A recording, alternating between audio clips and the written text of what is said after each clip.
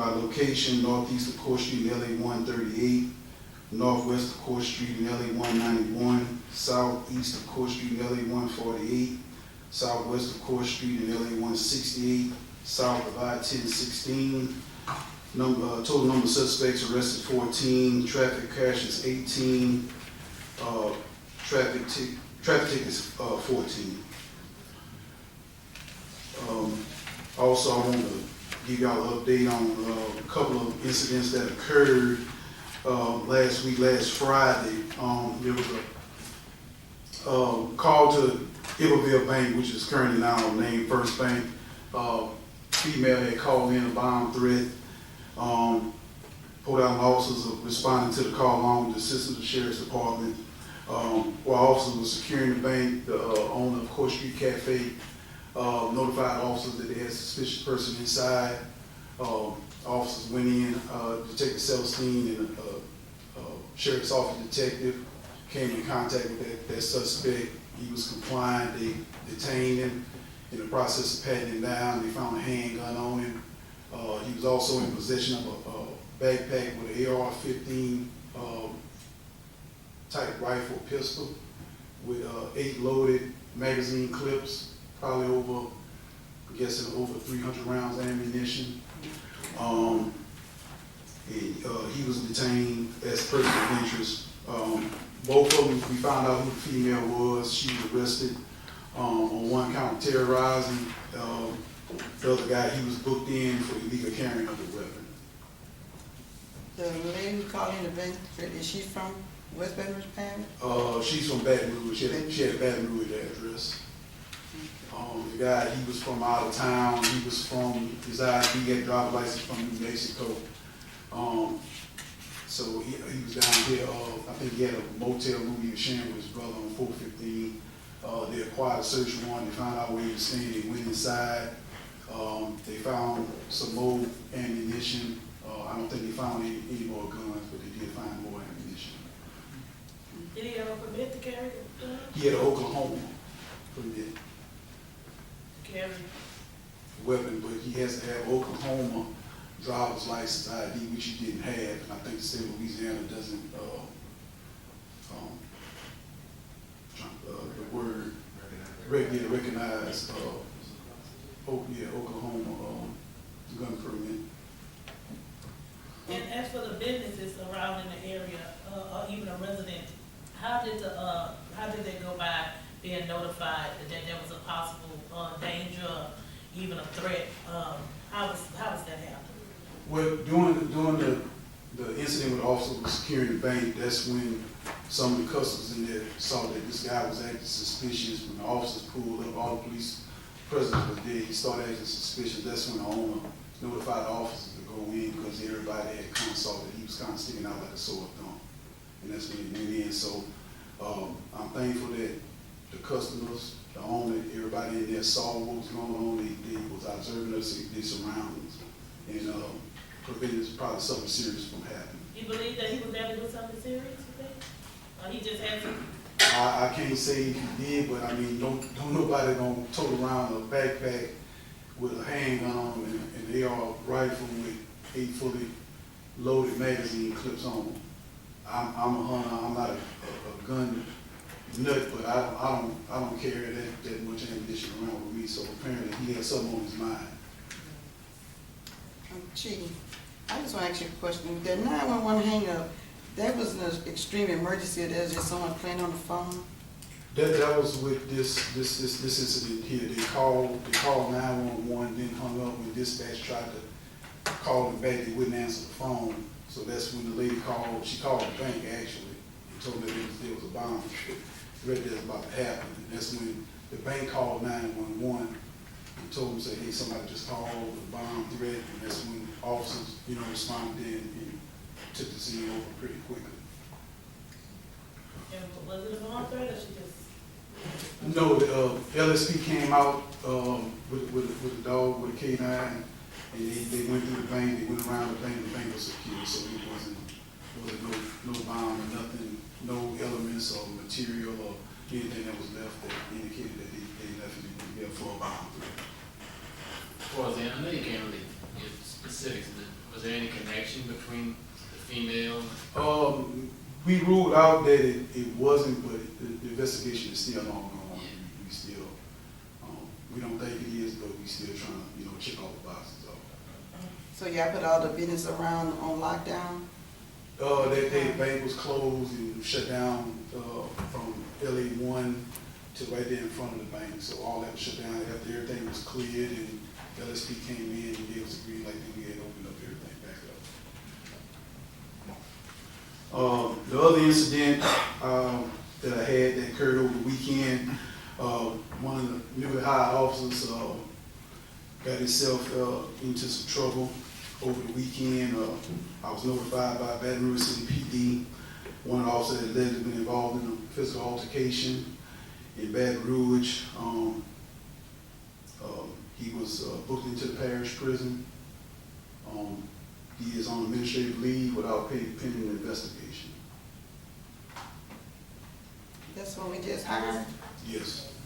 That's not the one where they hit the bar club, was over the bar club or some kind of organization you said you had? No, not Oh, that's not the one? No, that's not. Okay. And I know he wasn't the one with the double name, but please, I'm trying to figure out, I can't even think about what he said, or who, like I couldn't even put him together at that point. But, he said he just got into a physical altercation. It led to he was booked in the parish prison on simple robbery and simple criminal damage to property. Yeah, that's what that's the information that I read. Do you know why it took them so long to notify, like why it was just put out like 4 days later? Did this happen like over the weekend? It happened early Saturday morning. I got the call and I got in touch with the sergeant who was working at Baton Rouge PD that night. He said that they assigned the case to lieutenant that was coming out that morning. So I had bits and pieces. I didn't actually have solid information until Monday. And that's when I got all my facts together, and that's when I put my press release out today. Was he in a unit when I was unit? I know No, ma'am. well, just from what I read, he used to put out in the police his identification during the alleged robbery. That's what the victim said, that he flashed his commission card.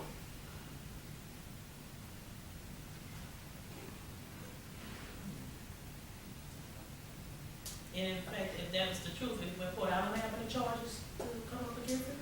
It's still going on investigation in Baton Rouge PD.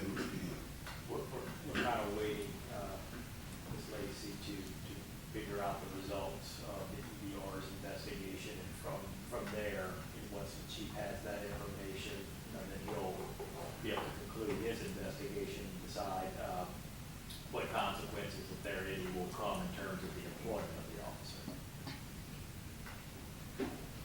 I just was wondering, was he out of police car, was he on uniform? No. The charges all stem from activity in East Baton Rouge. Anything else for the chief? Thank you, Chief. Thank y'all. Item number 5, the nuisance violation report. Inspector Gibbon. Good afternoon, Mayor, Council, guests. For the month of July 2022, I have a total of 18 cases, 17 high grass, 1 section 34.412, to keep them in 1 yard. I have 8 closed and 10 still open. Some of these actually called me asking for essential due to the rain, so.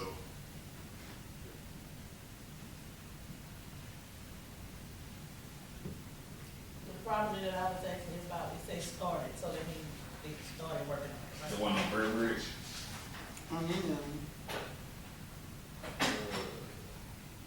Actually, the one on Bird Ridge was cut. Monday, okay. Ma'am? Was it cut Monday? Yeah, I think it was Monday or Tuesday. Yeah, Bird Ridge was on that one. Bird Ridge was on the last one. The Grover Harrison, that one. Not Grover Harrison, I'm sorry. It should have been Marvin Harrison. Yeah, Mark, they actually cut theirs already. They cut that property, yeah. Marvin Harrison's not on Court Street. That's Bird Ridge. Yeah. This say Court Street. Grover Harrison posters.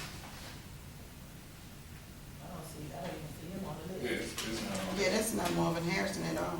Yeah, Right. that was on the last.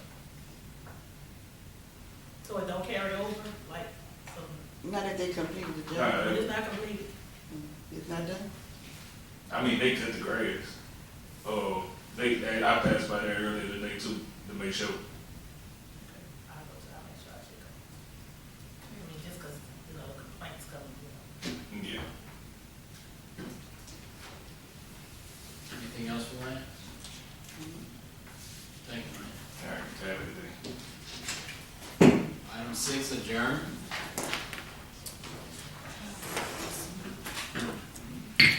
Call to order, establish a quorum. Roll call, please. Here. Mr. Riviere, Here. Mr. Brown, one present. Number 4, adjourn.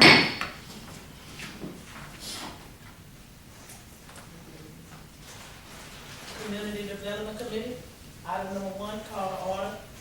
Item number 2, establish a quorum. Item number 3, roll call. Mr. Brown, Ms. Lacy, Present. Mr. Hubble, Here. one present. Item number 4, update on community development activities, Ms. Rose.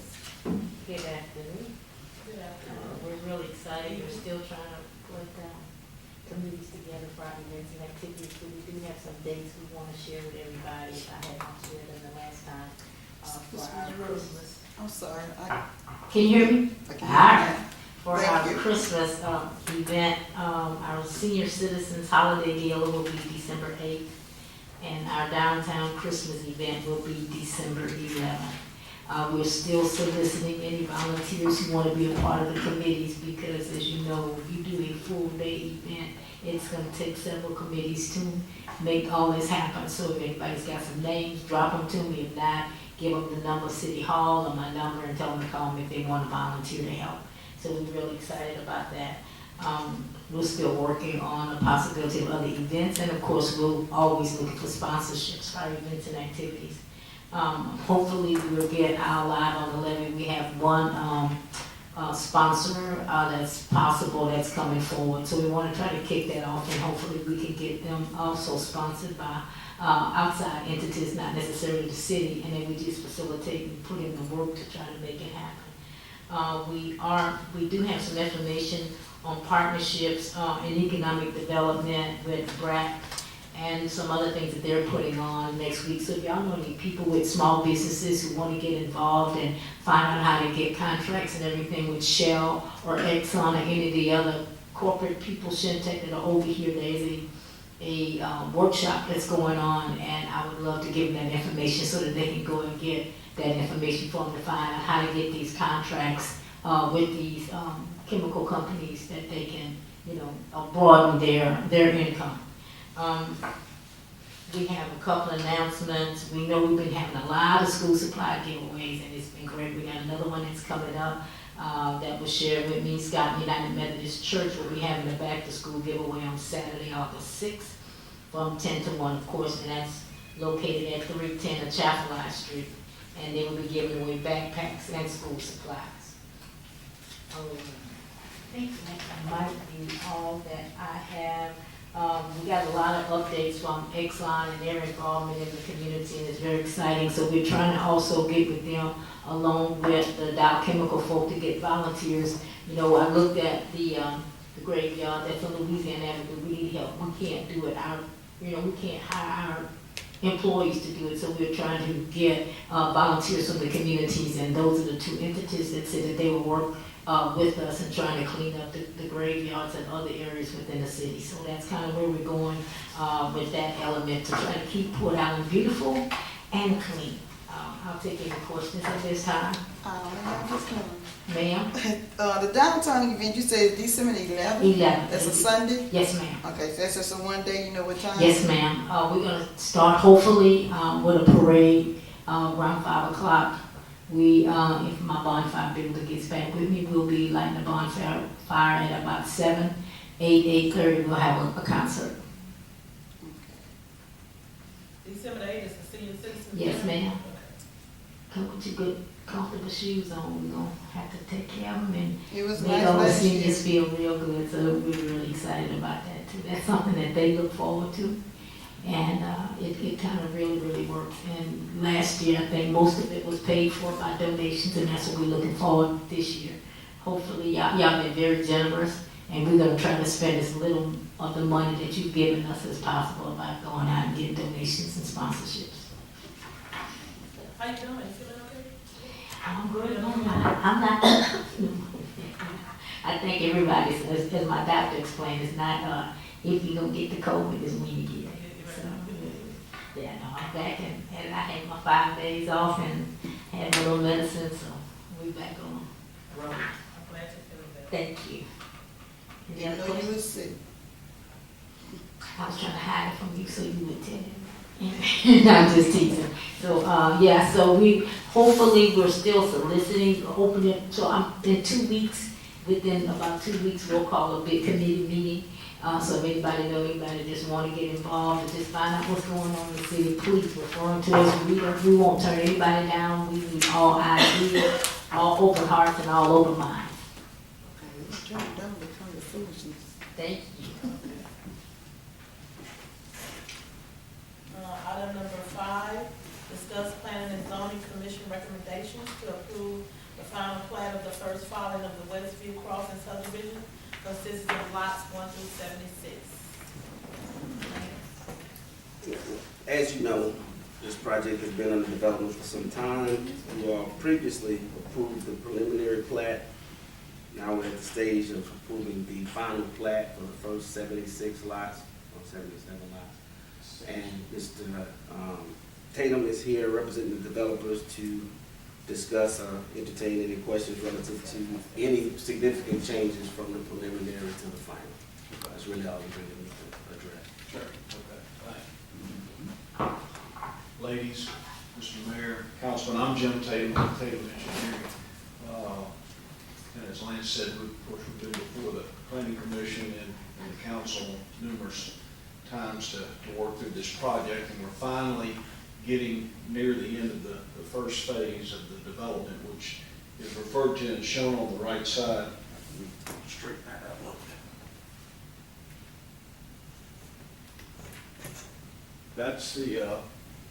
That's the draft copy of the final plat. Now, the final plat is the map that's signed off on, and that's the one that's recorded in the courthouse. So going forward, that would be the official map of record. It has all the lots that are in the first filing with all the dimensions and the servitudes and the street right-of-ways and so forth, accurately and correctly, we hope, designated and shown on the map. And this is in keeping with the plan that we brought before this council and the Planning Commission in terms of working through separate phases of this project. Of course, when it's all said and done, there'll be several hundred lots out there, we hope. It's what we're hoping for and working towards. This is just the first step. It's first filing, phase 1, and it's 76 lots. And it basically consists of the street coming in off of Court and basically making a horseshoe. And it's entirely consistent with the preliminary plat and how it was approved. Lot sizes are the same. The street configuration is the same. As a part of this first phase of development, we'll have the connection to Court Street. There'll be a boulevard entrance. I'm sure you've passed by there and you can see that it's in place. We're currently in the process of working through this weather, and we'll stabilize and build a soil cement base, and then the asphalt road will go down. That's the last big step in completing the subdivision, and then that'll be followed up with all the final testing and inspections, street signs, final grading, seed and fertilize to stabilize the soil around it. So we're getting pretty close, and so tonight, as a follow-up to the Planning Commission meeting last week, this is just sort of a procedural step to let the council know where we stand, where we are, what's going on, and hopefully in short order, and hopefully within about the next 30 days or so, we'll have the roads down, and then we'll be in a position to finalize the cleanup, the street signs, all the miscellaneous end of project items. And once that's accomplished, and once we've had the inspections, once we've had all the testing reports completed, then we'd like to be able to come, to the commission and get a signature and get the mayor's signature on the plat, and then we can file it, and that'll go in the West Baton Rouge Parish Courthouse and be the map of record, and then we'll be able to sell lots and pull building permits, and houses can get started. So tonight, what we're asking for is a conditional approval of the final plat based on all of the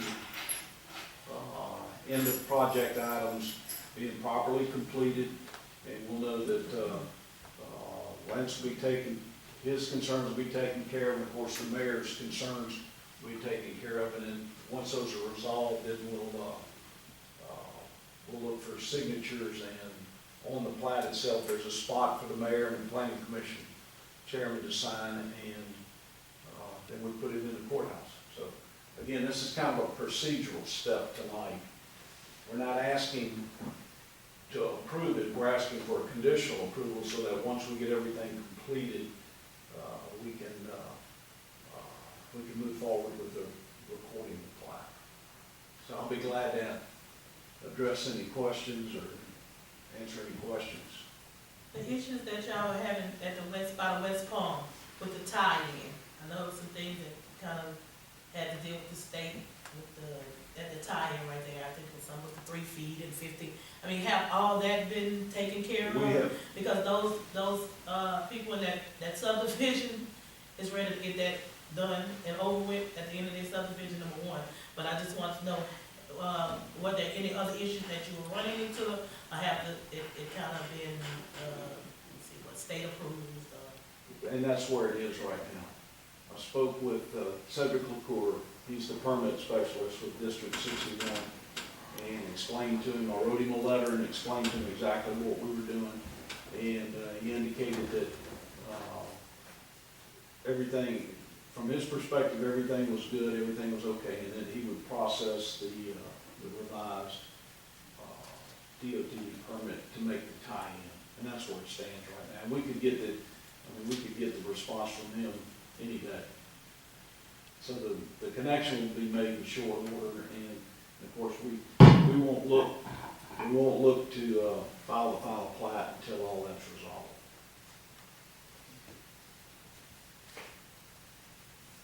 So will we be a conditional plat? Just for conditional, not final, just. And next week, you're basically asking the council to give advance authority to the mayor to sign the map when ready? Correct. Assuming there's no changes from what's presented to the That's council correct. next week. We're not trying to rush something along. We're just trying to follow procedure here, and then with the weather being unpredictable and so forth, we thought it'd probably be a good idea to come to the commission and then the council and ask for a conditional approval, and of course, all the items that are associated, that are normally associated with the final plat and project wrap-up will all be completed, and just trying to avoid any further delays that may come about getting on the agenda and getting approved. Would there be anything that changes, any changes to the plat in between the council's conditional approval and the signing of it by the mayor? Not anything of any substance, no. Now, there may be some notes on the plat and so forth that have to be adjusted, or a utility note or that sort of thing, but in terms of the plat itself, the lots themselves, the dimensions, the sizes, the streets and so forth, none of that will change.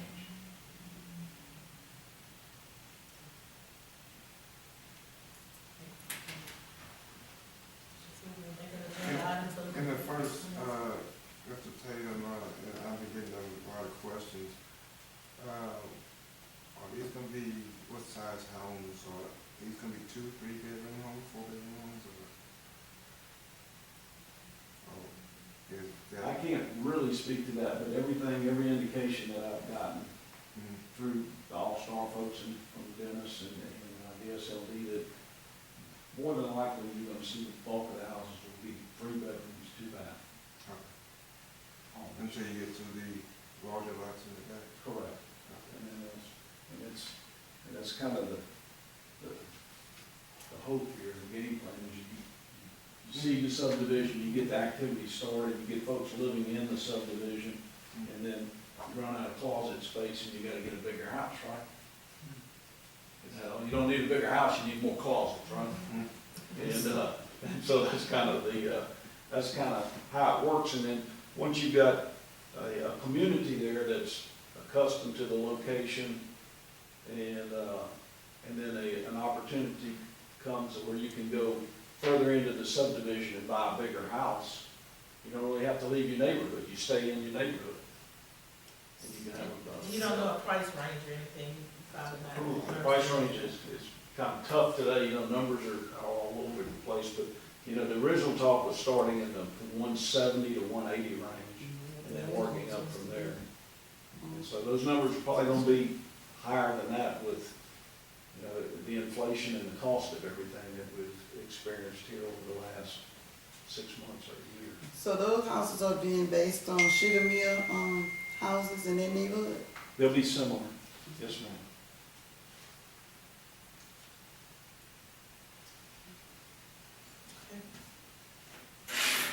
Make an agenda item next week, for conditional. Decision on the plan. All right, Thank you. item number 6, thank you. Yes, ma'am, thank you. Adjourned. Call the Personnel Committee to order to establish a quorum. We have a roll call Mr. Hubble, here. Ms. Gordon, Here. Mr. Riviere, Here. Madam President. There being no items to discuss, we'll adjourn. Finance Committee, item number 1, call to order. Item number 2, establish a quorum. Item number 3, roll call. Ms. Lacy, Present. Mr. Hubble, Here. Mr. Brown, Mr. President. Item number 4, discuss the introduction of a budget amendment in the general fund for the roads and drainage capital outlay line item for equipment to increase the budget for the purchase of 2 new lawnmowers by $4,100 from the $16,000 to the $20,100. Yeah, so. So you added the 16 to 4. Council, committee actually, doing budget preparation, we received a quote for 2 lawnmowers. There was some price differential between receiving the quote and actually starting the budget year on July 1st. And so the purchase came in at $20,095. So we need $4,100 additional dollars in the capital outlay equipment line for roads and drainage to complete the purchase of the lawnmowers. We actually make that. 16,000 already been budgeted, already. Yes, I can't explain what actually happened. It's possible it was a typo from the last purchase of lawnmowers, but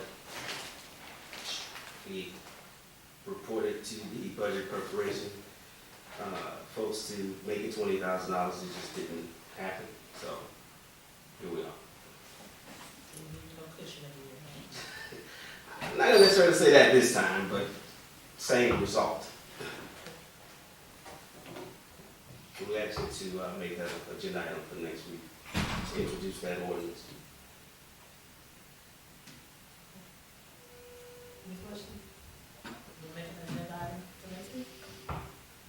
Item number 5, discuss the introduction of a budget amendment in the general fund, water and gas fund, and sewer fund in the total amount of $5,100 for the purchase of a new ice machine for the use by all city of Port Allen departments. Yes, a couple weeks ago, the ice machine located at DPW went out. The part required to repair it is not available. It's been ordered. It's not expected to become available.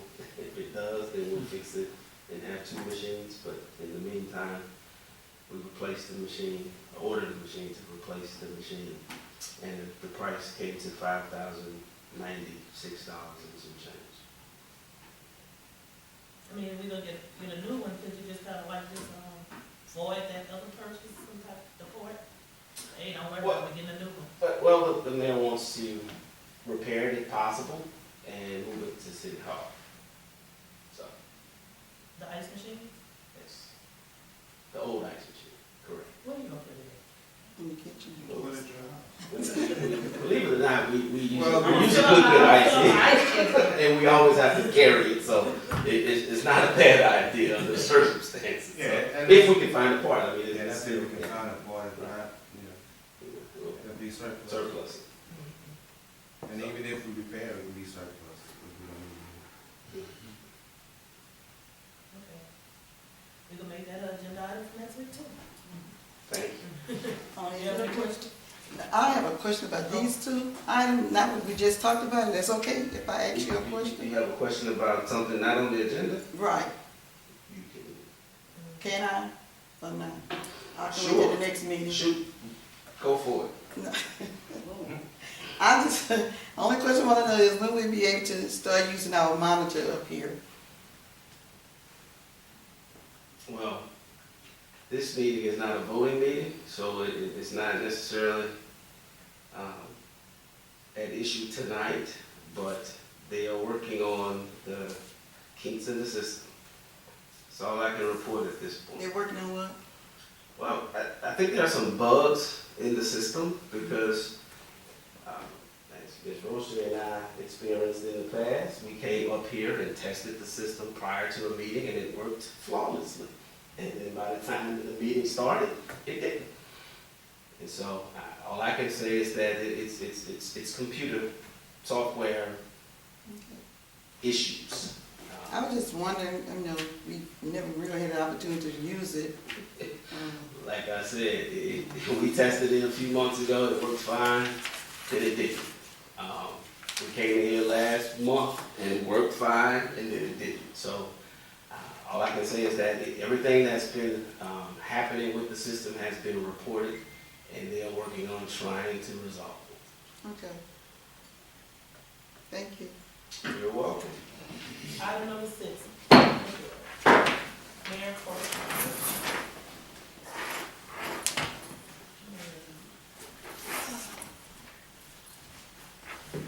Good evening, Council. A couple of things we want to bring to your attention. We had 2 employees who retired. One is James Jimmy D.A. from Roads and Drainage, and Eric J. Braham in Water and Gas this past week. That past Friday was their last day. We had some awards to present them for their years of service with the city.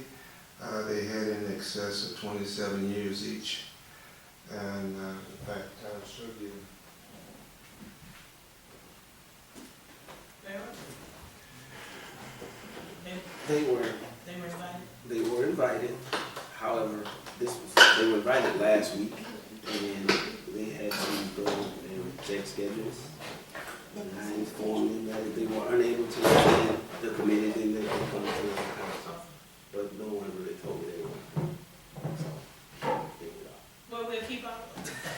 Yeah, and hopefully we'll contact them and see if they can attend Next week. next week. But this is a plaque that Eric Braham will receive for 28 years of service with the city of Portland and Water and Gas Department.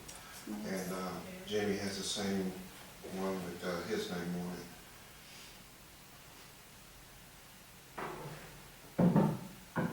Secondly,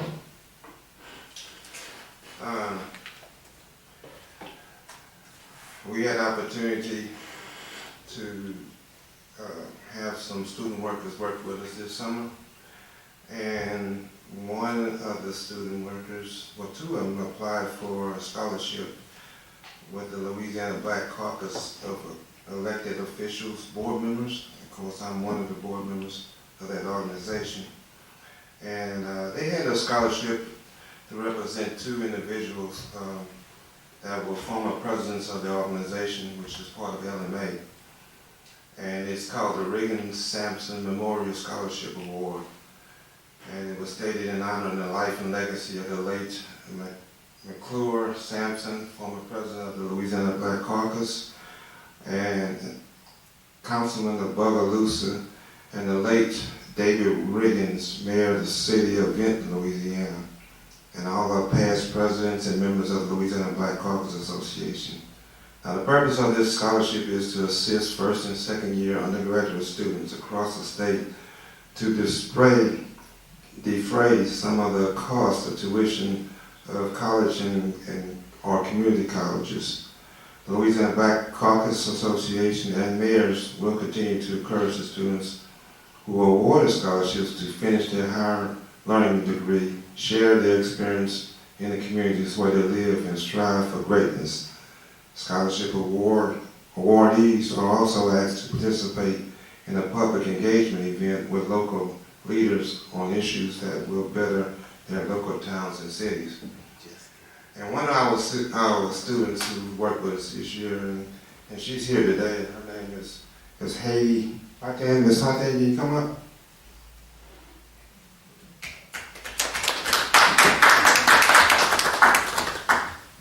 Ms. Patin did an essay and presented to the organization on her behalf, and it was titled "Sex Education is Still Education." And because of that presentation, she was awarded a $500 scholarship by the Louisiana Black Caucus. I want to send her a check for $500.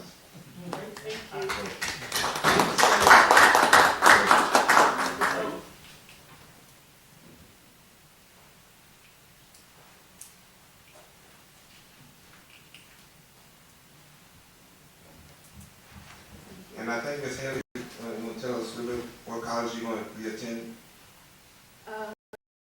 Be a freshman at LSU in the fall. And what school you graduated? I graduated from St. Joseph's Academy, What's your major? biology pre-med. She's there already? She's done soon. Nice. Johnson, yeah, congratulations. Thank you so much. Mayor, before you adjourn, I just want to present something to you on behalf of the Port Allen High School basketball team. I intercede this in your absence, and it says, with our greatest appreciation, presented to Mayor Lee for your unwavering support that helped in leading our path to success. You are being honored with much appreciation and gratitude from your Port Allen Pelicans. And this was presented to you at their banquet. And I appreciate it.